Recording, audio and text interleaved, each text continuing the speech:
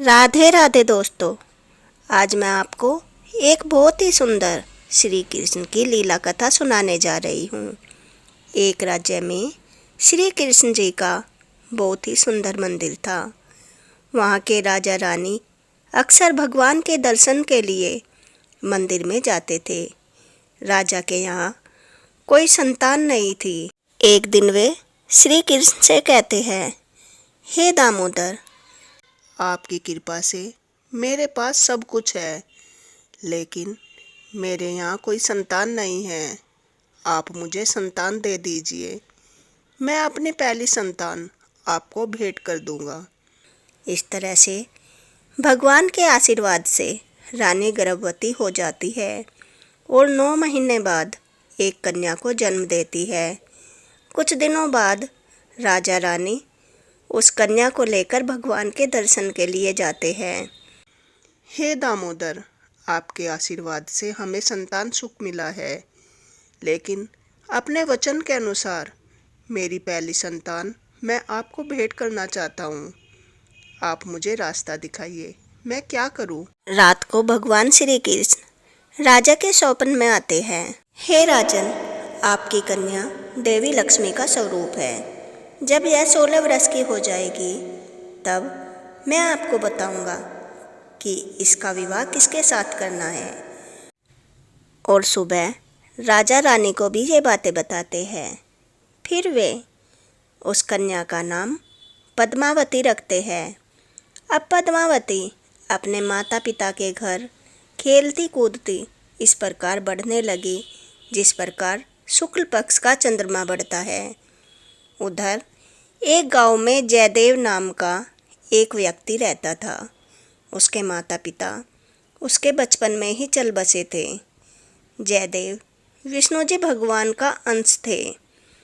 वे अपना सब कुछ छोड़कर उन्हीं राजा के राज्य में दामोदर भगवान के मंदिर में आ जाते हैं और वहीं रहने लगते हैं।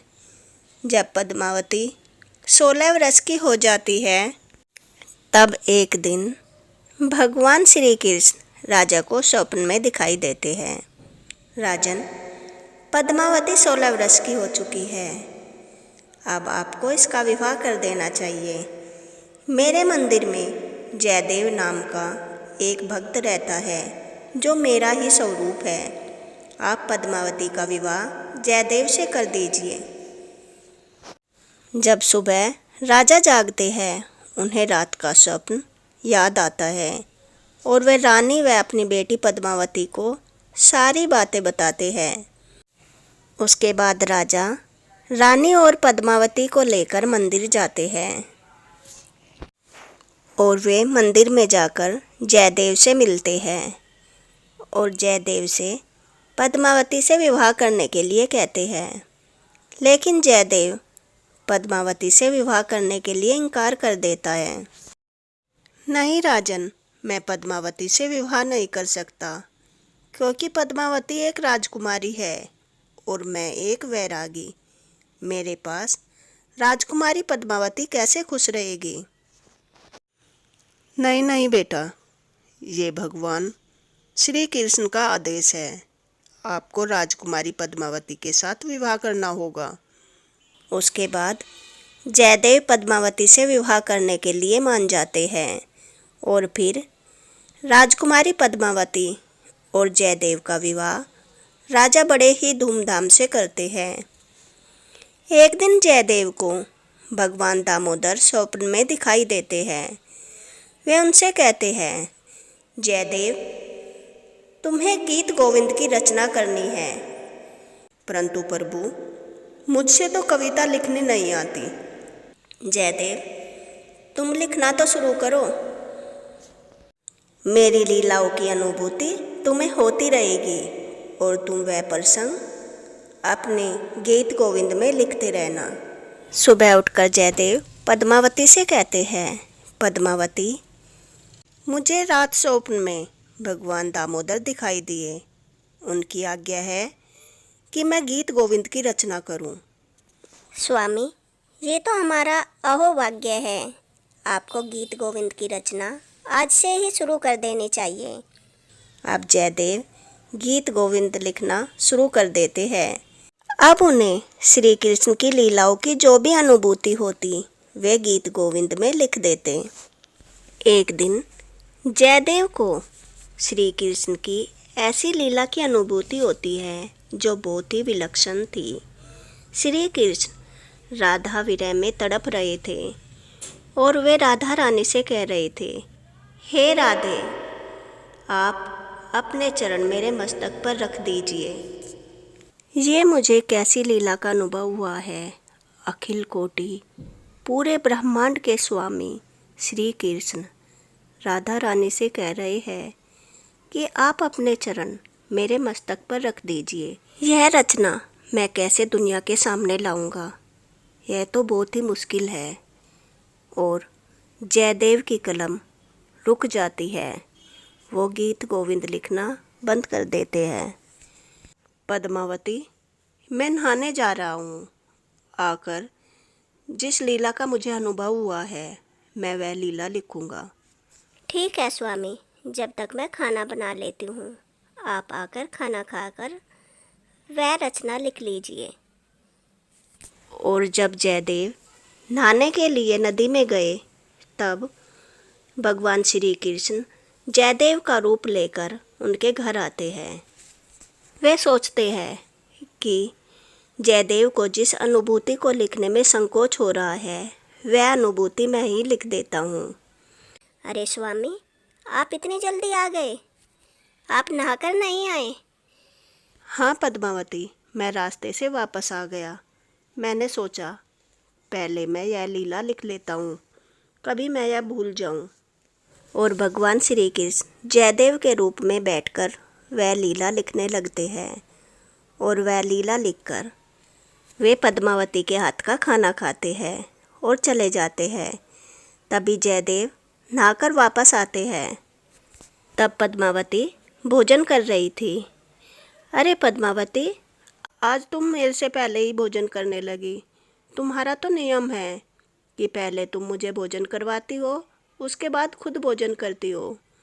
हाँ स्वामी, लेकिन आपने तो भोजन कर लिया। अभी अभी तो आप भोजन करके गए।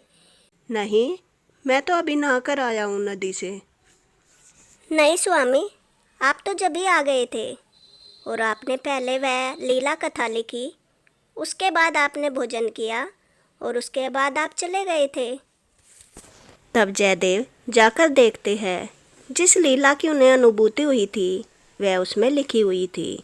तब वह समझ गए कि भगवान श्री कृष्ण ने खुद आकर यह लीला लिखी है, क्योंकि मैं इसे लिखने में संकोच कर रहा था। तुम धन्य हो पद्मावती, जिन्हें तुमने भोजन करवाया वे और कोई नहीं, स्वयं भगवान श्री कृष्ण थे। तुम्हारे हाथ का आज उन्होंने भोजन किया है, तुम्हारा जीवन धन्य हो गया। हाँ स्वामी, आप ठीक कह रहे हैं। उसके बाद जयदेव अपना गीत गोविंद पूरा करने में लग जाते हैं। जब गीत गोविंद पूरी हो जाती है, एक दिन एक लड़की खेत में से सब्जियां तोड़ रही थी और वो गीत गोविंद गुनगुना रही थी। तब दामोदर भगवान उसके पास आ जाते हैं और जब तक वह गीत गोविंद गाती रहती है उसके पीछे पीछे चलने लगते हैं। वहीं दामोदर भगवान का कपड़ा एक झाड़ी में उलझकर फट जाता है। जब वह लड़की गीत गोविंद बंद कर देती है तब दामोदर भगवान अपने मंदिर में आकर वापस बैठ जाते हैं। सुबह उठकर जब पुजारी देखते हैं भगवान दामोदर का वस्त्र फटा हुआ था, यह देखकर वे अचंभित हो जाते हैं। रात को भगवान दामोदर पंडित जी के सपने में आते हैं और उनसे कहते हैं, हे पुजारी जी, कल मैं एक लड़की अपने खेत में सब्जियां तोड़ते हुए गीत गोविंद गा रही थी। तब मैं उसके पीछे पीछे चल रहा था और गीत गोविंद सुन रहा था। तब मेरा वस्त्र एक झाड़ी में उलझकर फट गया। तब पंडित जी और कई व्यक्तियों के साथ जाकर उस खेत में देखते हैं। वहाँ पर दामोदर भगवान का वस्त्र एक झाड़ी में उलझा हुआ था। तब ये सारा प्रसंग वे जाकर उस राज्य के राजा को बताते हैं। राजा आज्ञा देते हैं कि आज से जो कोई भी गीत गोविंद गाएगा उसे सबसे पहले भगवान के लिए एक आसन लगाना है, क्योंकि भगवान दामोदर जहाँ गीत गोविंद गाया जाता है वहाँ पर आते हैं। तो दोस्तों, ऐसी है हमारे भगवान श्री कृष्ण की लीलाएं। अगर आप ऐसी ही लीला कथा सुनना चाहते हैं तो वीडियो को लाइक करें और मेरे चैनल को सब्सक्राइब करें। Thanks for watching. Radhe Radhe.